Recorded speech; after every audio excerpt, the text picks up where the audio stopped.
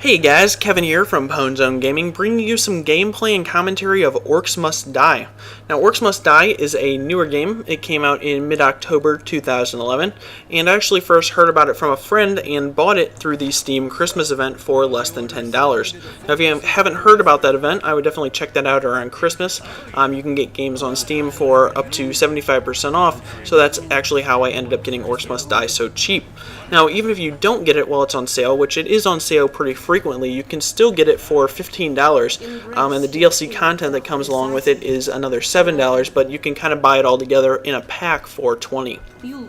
Now, I've also heard that it is available on the Xbox 360, although I don't really have any experience with that, so if you find it on the arcade and play it, let me know how it is.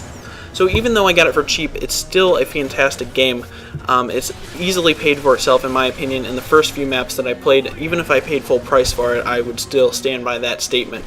So if you haven't gotten the idea by now from watching the gameplay, essentially Orcs Must Die is a third-person tower defense game. Now, I don't know exactly how to describe it because I've never really seen anything like that, but I feel like a third-person tower defense game is pretty much a good description. So now within Orcs Must Die there are 25 different maps and 30 different traps if you get all of the DLC content. If you don't, you'll get probably about 5 less maps and 5 less traps, but again, the DLC content I think is definitely worth it because you get some good stuff in there. So at the beginning of the gameplay, you may have seen me picking some traps. Basically it pulls up a grid and you get to select them, and they kind of go into that HUD that's down at the bottom there. You can see 9 different slots down at the bottom of the screen. Those are my weapons and traps. And in some maps you get more, and in some maps you get less, but after you start the game and you have picked your traps, you're locked into those and you can't change them. So knowing which traps will help you best by kind of scouting out the map beforehand is definitely helpful for you. So you may have also seen me pull up another kind of window called Weavers. If you hit V on your keyboard, you can pull up Weavers, and basically you select one of 2 cards. That's the best way I can describe that. On the left, the card helps you with trap damage and things like that, and on the right it helps you more with primary weapon damage and mana and other stuff. So again, knowing which one of those will help you with that map and what your kind of play strategy is will be helpful in the long run. So overall, Orcs Must Die doesn't really feel like a serious game. It's definitely fun, it's witty, it plays a lot like an arcade game.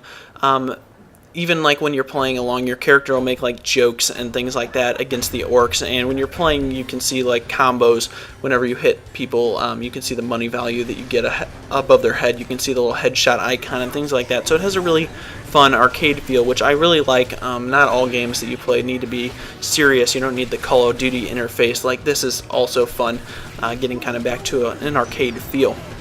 So, since this is a tower defense game, you'll definitely need to multitask because shit will hit the fan if you're not paying attention. It can easily get out of control if you're not paying attention to the game. So on this map in particular, there are 2 different portals. In this game it's called a rift, and just in tower defense games in general, basically you'll see that you have a gate which opens up, which you see in this game, and then you'll see that whatever's coming through that is trying to get to something at the end, and in this case it's the rifts. So basically you're preventing the orcs from getting into those, and each map has either 1, 2, 3, I think 3 might be the max number of rifts within the game.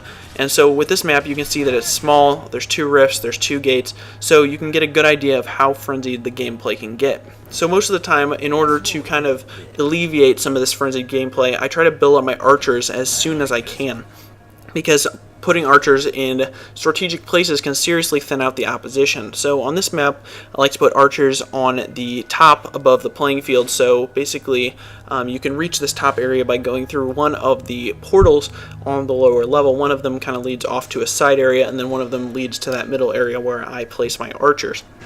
Now, besides the archers on this map, I use 3 different types of floor and wall traps. Basically, the spike trap, which is the first one I used, is basically you put it on the floor and it shoots out spikes from the ground, and you can kind of kill opponents and or snare them. And if you upgrade them, the snare holds them for longer. Now, like I'm saying, you can upgrade your weapons. If you take and get to the end of a round, you get a number of skulls, 1 through 5, depending on how well you did, and you can take and spend those skulls in order to upgrade your weapons. Now, the other trap that I used was the Scorcher. Basically, it's a flamethrower that pops out of the ground. This was from the DLC pack, so unless you got that, you won't have it, but it is definitely a great trap, and I like to use those a lot.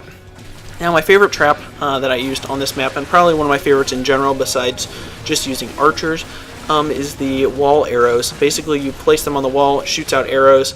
I like to just, I don't know what it is about them, but I like to put like 4 or 5 of them in a general area and kind of set up a kill box. So any orcs that come through there are just going to be funneling into their own death, and it's just really amusing to me to set up those kind of areas. So those are the main traps that I used, but I also used 3 different primary weapons as well. The crossbow, which is the main kind of standard issue for Orcs Must Die, is a good long-range weapon, and you can get headshots with it. And so basically at the beginning of the game, you don't get to choose if you want that or not, you automatically get it. So now with each of your weapons in this game, you have a primary fire and an alternate fire. So the primary for the crossbow is basically just shooting the crossbow bolt, and the alternate shoots a stun blast, and basically it'll stun enemies in a certain area, kind of allowing you to either kill them with more time, or you can stun them and then kind of run over and deal with something else. So the second primary weapon I used was the fire bracer, which is definitely one of my favorites. You can take, and the primary shoots a fireball. The secondary lays down a line of fire, so you'll see me using this line of fire a lot. Basically, I'll take, and at the beginning of the map, I'll take and lay down a line of fire on one gate and then run over and multitask on the other one while the fire kind of keeps the first gate at bay. So I found that the fire bracers are definitely a great tool for multitasking within the game. And so lastly, I also use the acid bombs. Basically, primary you throw them, secondary you detonate them when you want, and it vaporizes your enemies. So each weapon kind of has its own benefits in different situations, so it's definitely a good idea to learn what those are so you can pick them at the beginning of the maps. So like I said, this game is definitely well worth what you spend on it. The only downside I've found is that it doesn't have multiplayer, but regardless, it's a hell of a game, and it even has a free download, so you can try it out. So I'm thinking I might do a Let's Play series later on, running through some of the levels, so let me know what you think of that. And if you guys get the game, you could post your high scores in the comments on each of the maps video.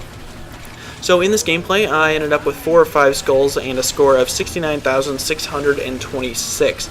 Somehow, I think one orc must have snuck by me in all the commotion, but, you know, shit happens. So make sure and leave a comment down below letting me know what you think of this game and what your high scores are for this map. And as always, be sure to subscribe, rate, and comment for more videos. Thanks for watching.